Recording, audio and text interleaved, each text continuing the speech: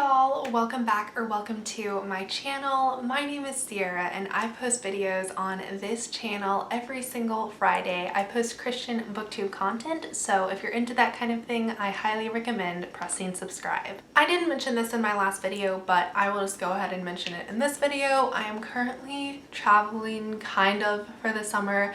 I've been relocated for the greater part of the summer, so a lot of my videos are just kind of going to be like everywhere. Right now I'm in my temporary bedroom. We'll see where I am next week, but anyway, that has nothing to do with the video. Just if you're a returning subscriber, you would know that the backgrounds of my videos have changed a lot in the past couple of weeks. So anyway, that's all I needed to say. Now getting into the actual video. Okay, so I ordered the Price of Privilege Trilogy by Jessica Dotta. I'm just gonna go with that pronunciation.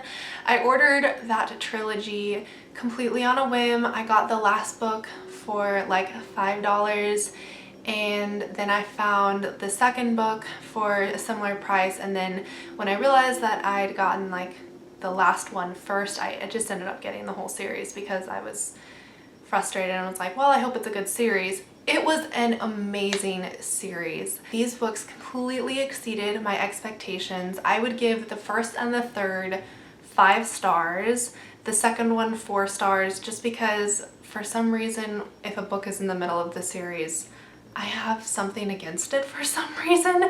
Like, just not bad things, just it's like, well, you have to come in with prior knowledge, but then like it's also not completely resolved. Anyway, all 3 books were wonderful and amazing. I would rate the series like overall completely 5 stars. As I was reading these books, I wrote down like some of the like really good things about them, what I really liked about them, and why I think you should read them. And one of the things that I wrote down is that this is one of the best adult series that I have read in a long time. It just covered all the bases that it needed to cover. And I am not a huge series girl. I love just like standalones that finish and end and everything is tied up in one book. The only types of series that I enjoy are where it's like set in the same It's set within the same set of characters,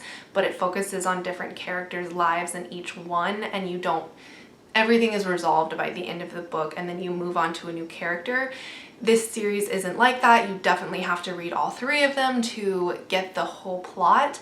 And I don't normally like that type of stuff. Completely did with the Price of Privilege Trilogy. Every book was just so phenomenal and you had to read them all. And anyways, so that is why it's one of the best adult series that I have read in a while. 2 other really big things about this book is that like right off the bat, probably within 5 chapters, I wrote this note.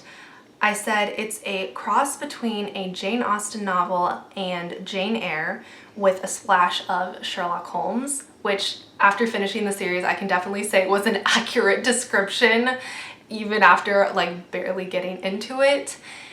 Once you finish it, you look back and you think you know everything after reading the first book, but no, you really don't. There are so many layers. So basically the main premise of the books is Julia's mother has just committed suicide, and Julia is returning to her friend's home to hopefully marry her childhood sweetheart and escape being sent to Scotland by her mysterious guardian that she knows nothing about.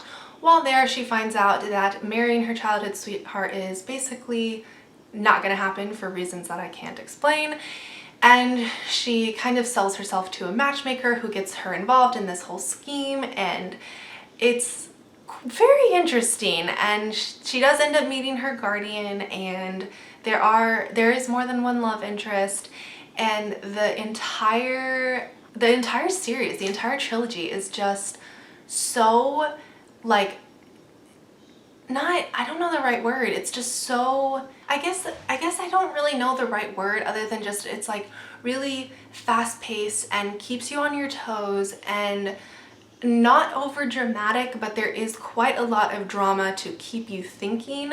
The suspense that's written in is perfect, absolutely perfect.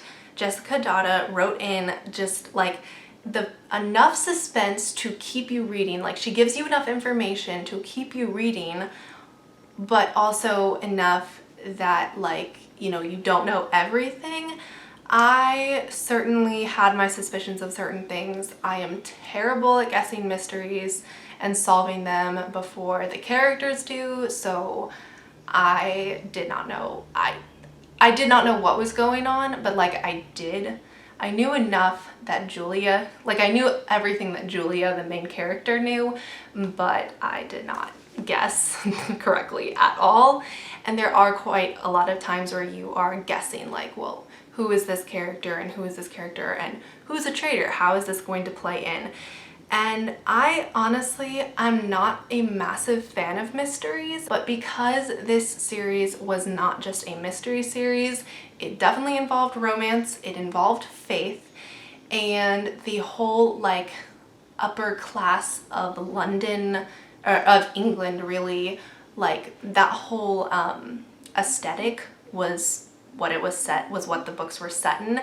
All of that plus a mystery is what covered all of the bases for me. So another great way that suspense was written into the book was that there were still a lot of loose ends when you're like getting down to the last chapters. I think even in the last chapter there were still some loose ends that needed to be tied up, but oh my gosh, I finished this book in a hotel room in the morning, and I was like already sad that day because it was the last day in that place, and I just like I almost cried. I probably would have if other people weren't around me. It was so sad. And then I think this might make sense to some people. There are a lot of like book lovers out there who are so into fantasy. I am not one of those. I can't get into magic or world building.